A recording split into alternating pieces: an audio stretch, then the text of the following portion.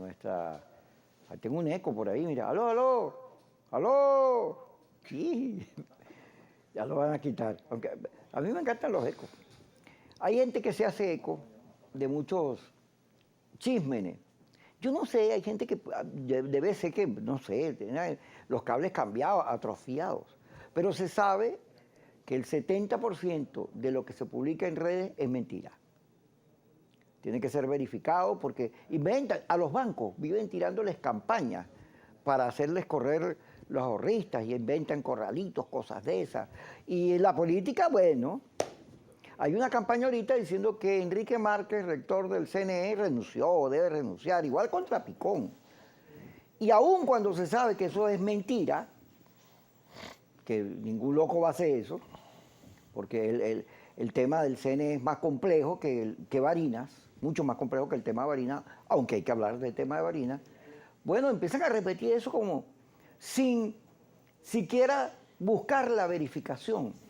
O alguien, mira, es verdad, no, lo toman como serio. Y luego hay unos equipos, la Comisión Nacional de Comunicaciones, Pan Am Po, hay unos laboratorios que todo el día viven inventando cosas malucas y diciendo cosas que uno no dice, dicen ellos que uno lo dice, y te tiran la gente encima.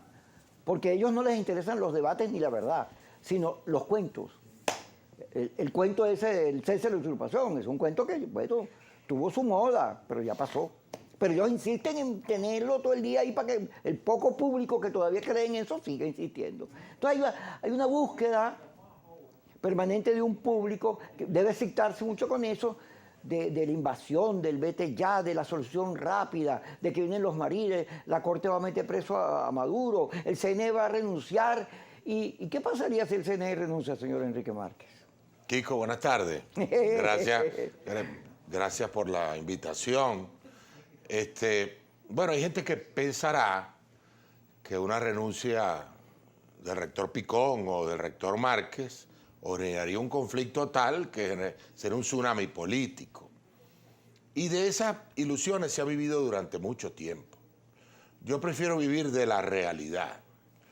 Estoy en un CNE que no es el CNE perfecto. Estoy en un país que no es el país perfecto.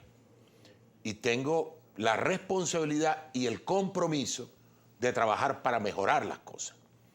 Este proceso electoral creo que fue un buen proceso con algunos problemas. Lo último de Barinas es un problema, sin duda alguna. Pero 22 gobernaciones y 335 alcaldías hicieron trámite de tránsito de poder sin problemas. Es decir, sin problemas para el CNE, en el sentido que no se reconocieran los resultados. Incluso resultados muy pequeños, por ejemplo, como el del estado Apure. O el de Huacaipuro. O el de Los Teques, Huacaipuro. Resultados muy estrechos. Fueron reconocidos porque el CNE contó bien los votos. De hecho, en Barinas también lo estaba contando bien hasta que hubo una interrupción generada por la sala electoral. Pero efectivamente, no encuentro que una renuncia pueda servir para algo. Es más, yo me imagino que tú aquí en tu espacio tendrás problemas, en tu casa también, yo tengo los míos personales. El hecho de que un padre de familia se le presenten problemas no significa que va a renunciar a ser padre de familia o va a renunciar a su trabajo. No, sencillamente vamos aprendiendo y vamos buscando cambiar las cosas para todos vivir en un estado de bienestar, con felicidad, con paz, que es lo que estamos tratando de construir en Venezuela. Mi compromiso es estar en el CNE sin descanso, buscando que esa institución sea cada vez mejor, le dé garantía a la gente, le dé garantías al pueblo. Todavía pareciera que estamos un poco lejos de eso, pero eso no nos puede desanimar. Muy al contrario, nos tiene que comprometer, porque no hay soluciones mágicas. No hay nadie que pueda venir y decir, hágase un CNE perfecto con una varita mágica. No, eso tenemos que hacerlo nosotros, y es parte de mi compromiso, Kiko. Yo recuerdo el caso de Sobella Mejía, saludos a Sobella, y Zamora, ¿te acuerdas? Ezequiel Zamora. Que Ezequiel fue, agarró y renunció. Ah, igualito, no me la calo, está mal hecho esto. Y entonces la respuesta de las instituciones, del gobierno, fue que en vez de 3-2 se pasó a 4-1. Y yo siento que aquí, con respecto a Barinas, hay un retroceso. Porque efectivamente, el nombramiento tuyo y el de Picón generó una enorme expectativa, vino de la Unión Europea. El informe de la Unión Europea, ¿cómo no? Critica unas cosas que hay que criticar, pero el resultado de la elección lo avala. Es más, hubo una votación ayer, en la ONU, sobre el reconocimiento a Venezuela, a su gobierno, que señala que las cosas vienen moviéndose, lo del diálogo en México, etc. Había un clima de reinstitucionalización impulsado por el propio Maduro, pero entonces, caramba, después que, como tú dices, todo salió bien, llega Barinas. Porque en Barinas, primero hubo un lío de enfrentamiento entre la familia Chávez, entre un sobrino y el hermano candidato de Hugo Chávez. Después fue una votación muy chiquita, faltaron 3 actas que no llegaron al CNE, el CNE tuvo que pedirlas y en ese momento aparece la sala electoral. ¿Quién es la que toma la decisión de Barinas? No es una decisión del CNE. Se ve que allí, en el gobierno, alguien entendió que había que preservar el organismo y no que había que meternos en ese lío. Porque lo cierto es que la propia diputada Iris Valera declaró que ellos habían ganado y que tenían que reconocerlo y hubo presión para que proclamaran a Argenis Chávez por encima de Superlano, aun cuando en la sentencia del TCJ se dice que ganó Superlano. Pero es que si el CNE hubiera continuado el proceso de totalización, no le hubiera quedado alternativa a nadie sino proclamar a Superlano por muy poco margen, pero proclamarlo. Apareció una sentencia del TCJ que en mi opinión es inconveniente, inoportuna, inútil también, porque es esa sentencia la que enreda todo, porque el CNE hubiera proclamado al ganador y luego el que se sintiera afectado hubiera ido a la justicia y hubiera apelado lo que quisiera. Lo cierto es que lo que dijo el rector Picón en su intervención hace unos días es la verdad. El CNE no conocía de inhabilitación alguna con respecto al señor Superlano en el momento de su postulación, ni durante la campaña, ni hasta el día de la votación. De tal manera que el CNE actuó bien, permitió su postulación, permitió la campaña y estaba listo para terminar el conteo. Conteo que hicimos en todo el país, a satisfacción de todos los candidatos. De tal manera que ese conteo también iba a salir bien. No importa lo pequeño que fuera, yo entiendo las dificultades políticas y entiendo que estamos en plena crisis política. Esto no es un país que podamos decir que está normal. Es una crisis política que venimos arrastrando desde hace tiempo. Y nosotros estamos en el CNE y muchos venezolanos están tratando de reconstruir sus instituciones y su vida, casi como construir una casa en medio de un bombardeo, que tú levantas un bloque y se te cae de cuando cae una bomba por allá o por acá. Entonces estamos tratando de hacerlo y efectivamente yo considero muy inconveniente que el Estado no comprenda que este tipo de situaciones políticas tienen influencia en la vida de la gente, no solo en la gente de Barinas, que hoy tiene una incertidumbre, sino incluso en la economía, fíjate tú. Quédate en la economía, para ir al corte y cuando regresemos nos metemos en el tema.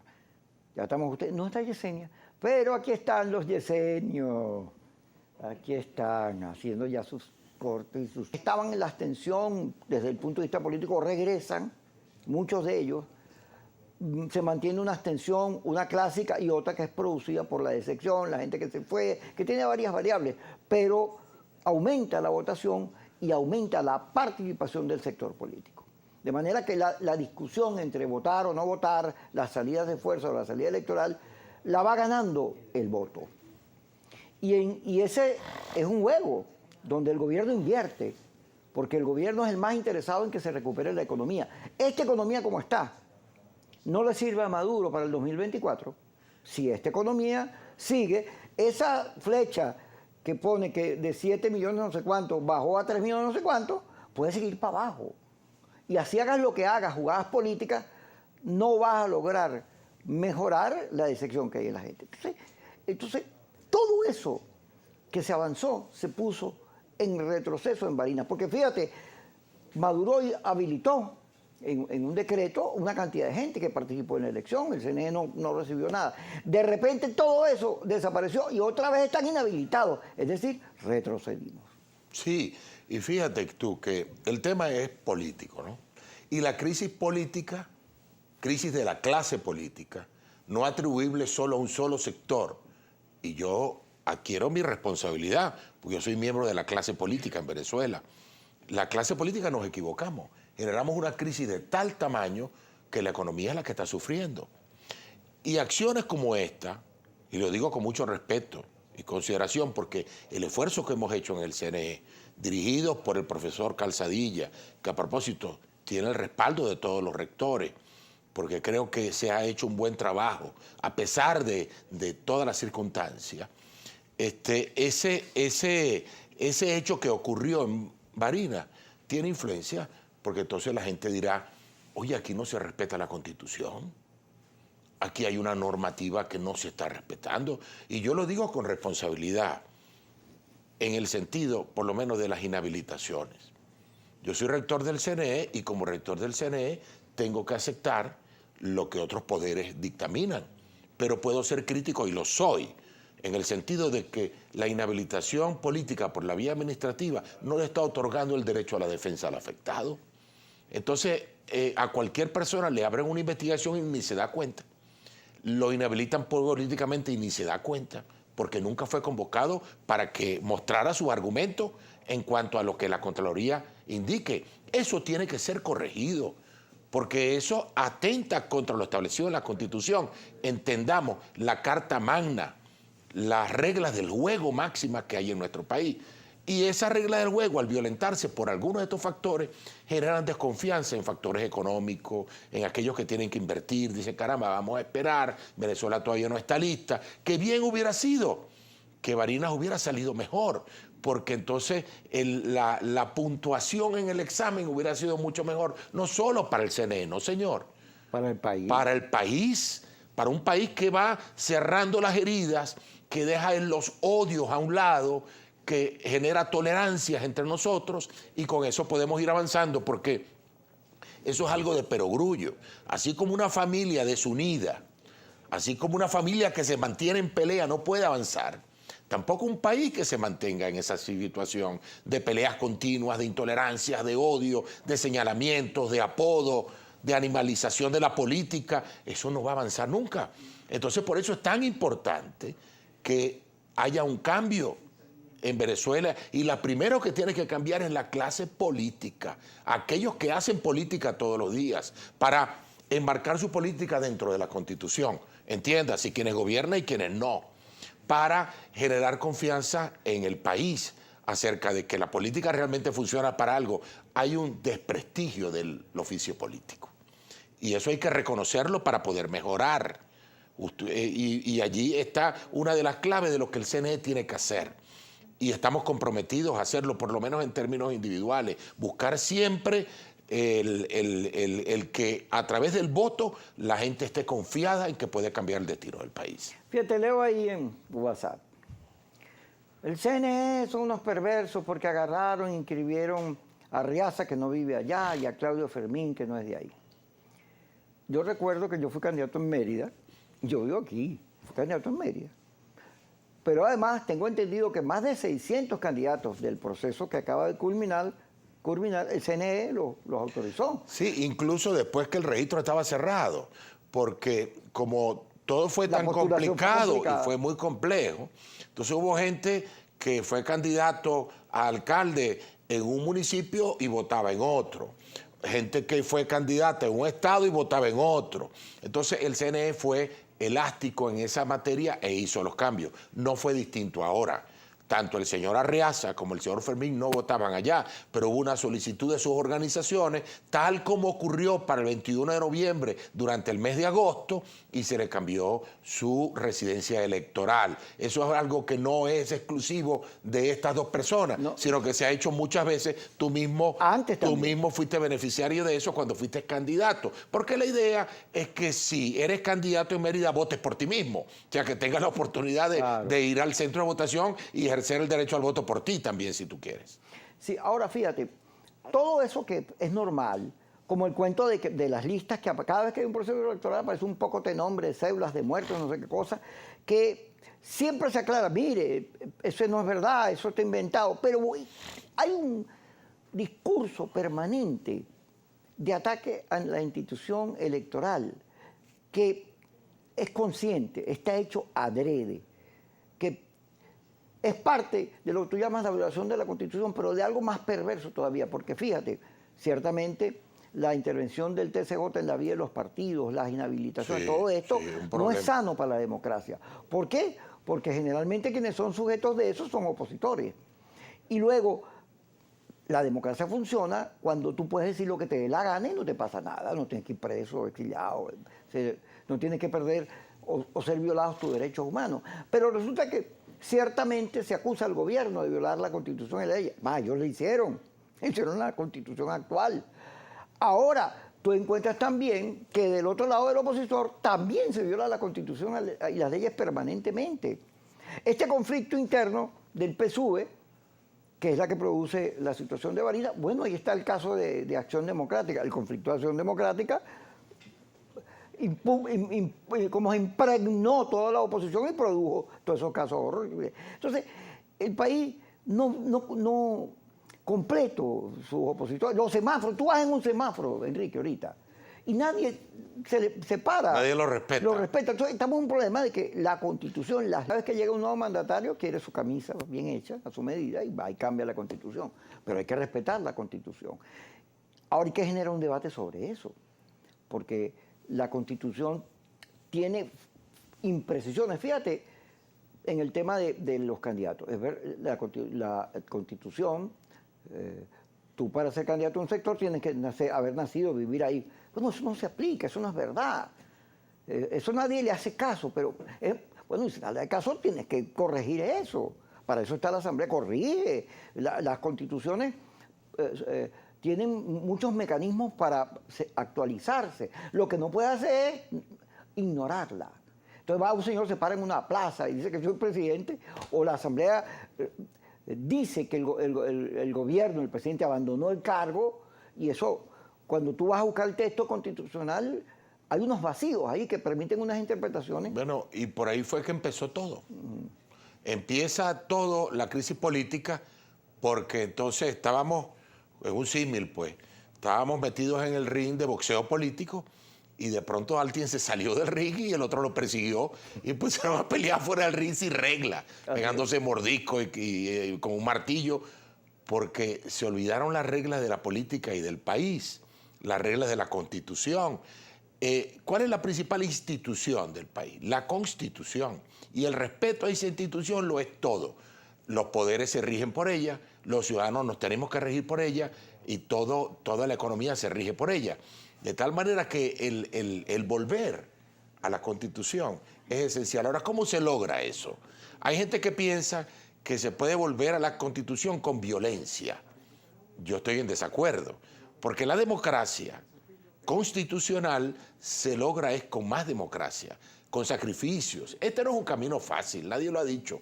Nadie ha dicho que esto es soplar y hacer botella, el reconstruir a nuestro país. Pero no tenemos alternativa, quienes vivimos acá y vamos a seguir viviendo, sino poner de nuestra parte en la reconstrucción, todos, y hacer que aquel que salió de la Constitución que entre. Ahora, eso hace falta mucha voluntad política. Y por eso es que insisto que el pueblo venezolano es víctima de la clase política, que nos hemos equivocado. Y eso hay que corregir, y hay que hacer mea culpa, y hay que empujar en la dirección correcta.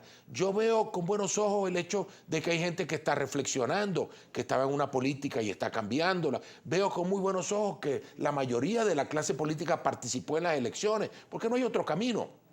De tal manera que yo percibo que en Venezuela algo empezó a cambiar, a pesar de los inconvenientes. No soy ingenuo, no me chupo el dedo. Aquí todavía hay muchos problemas. Lo de Barinas nos muestra los problemas que tenemos de entendimiento y de aplicación de las leyes. Pero eso no es óbice, no nos debe tampoco colocar en el dilema de si continuar o no. Porque, como te he dicho, cuando tú estás frente a un reto personal, frente a un reto familiar, los obstáculos que se te presenten los vas a vencer. Algunos te costarán más que otros, pero tienes que perseverar. Y en este caso, la clase política tiene que perseverar en el entendimiento. Ojalá esa perseverancia se traduzca en la continuidad de esquemas de diálogo y entendimiento como el de México, por ejemplo. Eso es importante reclamarlo, exigirlo y potenciar su regreso, porque en esos escenarios es cuando podemos construir los elementos de reinstitucionalización en función de que impere de una vez por todas una regla del juego clara, una constitución que permita a todos los venezolanos vivir en paz. Fíjate, una reflexión que hago sobre el tema que estás planteando, ¿no? No solo la vida en paz, el respeto de la Constitución, la lealtad y la solidaridad. B, estas violaciones a la Constitución, estas jugadas de la política, donde agarro un partido y se lo entrego a otros, a través del máximo tribunal, que por cierto se mete en la vida de todos los poderes, y la Constitución no dice que ese poder es el máximo, el que decide la vida de los demás, porque hay autonomía de poder. Pero aún así hay jugadas de la política. Yo decía, Maduro siempre juega con DACA, ¿te acuerdas del caso de DACA? ¿No? Siempre tiene una jugada, una cosa, y entonces dividen a los partidos, juegan por aquí, juegan por allá. La política no tiene límites, puedes hacer lo que te dé la gana, aun cuando la Constitución sí establece límites. Pero del otro lado también hay unos señores que agarran la tarjeta de la MUS y se la agarran para ellos cuando esa era una tarjeta que tuvo en el 2015 otro contenido, que excluyen gente, que etiquetan. Hay como un juego de la política a punta de chuseo, ¿no? De maldad, de quién es más perverso. Pero eso es parte del descrédito de la política. Porque al final de cuentas, si tú no tienes unas reglas de entendimiento y vale todo, imagínate tú, estás cerquita de la guerra en cualquier momento. Tú sabes que esas cosas, gracias a Dios, nosotros las hemos evitado, porque el pueblo, la conducta democrática de muchos años está sembrada en el pueblo venezolano. Solo que hay unos señores que se han dedicado a volver una porquería el voto, y ahora se dan cuenta que el voto es fundamental. Es lo único que tenemos en la mano, porque hay gente que habla a veces, miembros de la clase política, de partidos políticos, que hablan insinuando que esto se resuelve con coraje y con fuerza. Y resulta que no es así. Eso no es así en ningún país del mundo. Ese es Carujo contra Vargas. Sí, eso no tiene sentido. O por lo menos no es el país que yo en lo personal creo que hay que construir.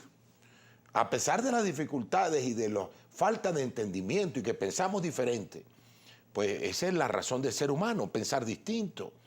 Uno va para Estados Unidos y entre los republicanos y los demócratas hay diferencias abismales, pero no se matan entre ellos. Se entienden en el Congreso, se entienden en el Estado. Uno va para España y entre los del PSOE y los del PP tienen mucha diferencia, pero no se matan entre ellos. Aquí en la vecina Colombia pasa lo mismo. Es decir, los políticos saben que pueden tener diferencias, pero jamás para atentar en contra del país.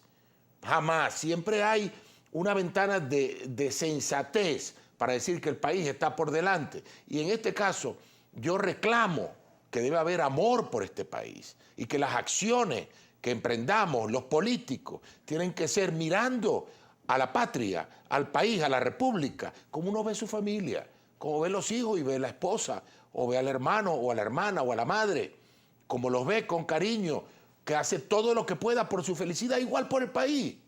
Porque el político quiere ser pater familia, quiere ser presidente, quiere ser gobernador, quiere ser alcalde. Eso es dirigir una sociedad. Bueno, entonces hay que dirigirla no solamente con ambición personal, sino con reconocimiento de la utilidad que es la política para cambiar las cosas que no nos gustan a todos. De tal forma que todo empieza por entender dónde nos hemos equivocado y hacia dónde tenemos que avanzar. Y en este caso creo que vamos por buen camino a pesar de todo. De todas las dificultades. Vamos por buen camino y podemos nosotros utilizar estos próximos tiempos para lograr más entendimientos. Ahora, fíjate, dentro de las responsabilidades que tiene el gobierno debe entender que lo que ocurrió en Barinas no solo empaña el proceso, le genera problemas a un organismo fundamental que debe ser como la casita de plata de las muñecas de las muchachitas, el CNE, porque de ahí depende en casi toda la relación de la política, porque es ahí donde se dirime, ese es el árbitro. Pero esto que ocurrió en Barinas, fíjate, ok, el que ganó no pudo ejercer su victoria. Un recurso, un juego, pone un señor ahí a hablar fuera del tiempo, pero bueno, lo utilizan para eso. Pero resulta que esa es una elección donde el más agraviado es el pueblo de Barinas. Y el pueblo de Barinas, yo me imagino que el día de la elección va a salir a responderle a quienes pusieron en duda su liderazgo, porque el pueblo votó. Y lo más probable es que en Barinas se produzca una enorme participación electoral y que es posible que el gobierno pierda con una distancia mayor. Y entonces puede ser eso un Waterloo, puede ser eso un problema, porque, caramba, fíjate si nos unimos, si no sé qué cosa, para la oposición, ganamos, porque qué cosa singular, ¿no? La oposición fue a unos procesos electorales, todas peleándose, insultándose, tratándose como enemigos, pero en Barinas, bueno, la participación de Henry Falcón apoyando al candidato de Acción Democrática del Estado de Barinas, Bertucci, se rompió el juego, lápiz, muchos factores, fuerza vecinal, que no estuvieron pegados, ahora se pegaron. Y entonces pareciera que eso pudiera ser un proceso que a la oposición le va a servir bien. Entonces hay unas paradojas en todo esto, ¿no? Sí, todas esas alianzas que se construyen son, yo creo que favorables para el país. El reconocimiento mutuo entre los políticos. Yo no creo en eso de señalar a un político bueno y a uno malo. Todos somos políticos y todos somos venezolanos. Y no me ha gustado a mí en lo personal eso de la animalización de la política, de llamar a uno de una cosa y de otra. A mí no me gusta eso, porque me parece que eso es escupir para arriba. Porque todos tenemos defectos y problemas en nuestra conducta personal. Y el que diga que no está mintiendo. De tal manera que allí, en Barinas, yo también espero, honestamente, que haya una participación mucho mayor, que estos episodios que se han vivido de incertidumbre, de problemas, de falta de entendimiento de las cosas, puedan ser un catalizador de una participación mayor y que el pueblo se exprese con contundencia, gane quien gane, pero que efectivamente, y lo más importante, que el perdedor sepa reconocer su derrota en función de que esto sirva para el futuro. Lo he dicho y lo repito, quien fortalece la democracia es el perdedor. Cuando dice, me sometí a las reglas, perdí y lo reconozco. El ganador sencillamente disfruta de la victoria en democracia, pero el perdedor es el que cincela, le da fuerza, le da fortaleza a la democracia, de tal manera que Barinas puede ser un ejemplo. Y ojalá todo este episodio que nos tiene tan inquietos a todos pueda terminar bien, pueda terminar como Dios manda. Ya regresamos a caudillos, guerras federales, intestinas por todos lados, y eso ha hecho que el país, su proceso de consolidación del Estado haya sido muy complejo. Los estudiosos dicen que el Estado venezolano surge con Guzmán Blanco y con Gómez hace 3 días, mientras el Estado romano tiene, imagínate, un siglo. Y luego nuestra institucionalidad siempre ha sido vapuleada, golpes de Estado, constituyentes. Pareciera que no se entiende que la estabilidad de la institucionalidad es la garantía del progreso, del salir de su desarrollo, de que millones de venezolanos que están en la pobreza consigan empleo, educación, vivienda digna, que el discurso que se le ofrece en campaña a los políticos, a los electores, es posible si tienes unas instituciones, un país que tenga norte, que busque progreso. Entonces siempre estamos, el que está gobernando cree que su deber es mantenerse. ¿Cómo no? Tu deber es mantenerse. Habría que, lo que yo te decía hace rato, antes de comenzar el programa, ¿quién eres tú, Empárago o Betancur? Porque Empárago renunció cuando le hicieron por detrás del dedito, pero Betancur ni renunció ni me renuncian. Y entonces hay gente que no entiende que necesitamos estabilidad democrática, que para construir progreso y desarrollo no es como decía Marx, que la economía primero. No, aquí es al revés, porque la economía petrolera la manejaba el Estado y eso cambió las condiciones del asunto. Aquí para ser rico había que tener un amigo del Estado. Entonces, oye, no puede ser que todo lo que haya pasado y tengamos que hacer un llamado a que la Constitución, las leyes, la institucionalidad, el voto sean la salida para las diferencias, cuando eso, por Dios. Es lo obvio.